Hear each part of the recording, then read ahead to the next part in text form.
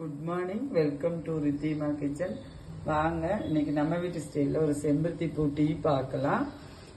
2 செம்பருத்தி பூவோட இதழ் எடுத்து வச்சிருக்கேன், அரை மூடி லெமன் எடுத்து வச்சிருக்கேன், நாட்டு சர்க்கரை எடுத்து வச்சிருக்கேன், 1.5 டம்ளர் தண்ணி கொதிக்க விட்டுருக்கேன். வாங்க பார்க்கலாம். தண்ணி கொதிக்குது, இதில் பூ போட்டு போகிறேன்.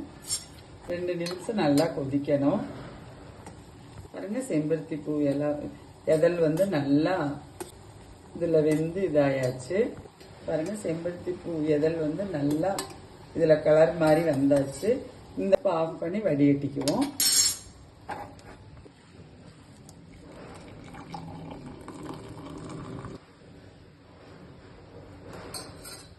இந்த டைம்ல நம்ம நாட்டு சர்க்கரை இனிப்புக்கு தேவையான அளவு போட்டுக்குங்க.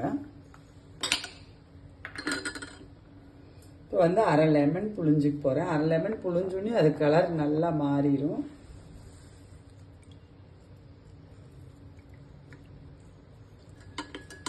பாருங்க, கலர் நல்லா மாறிடுச்சு, நல்லா ரெடியூஸ் ஆயிடுச்சு.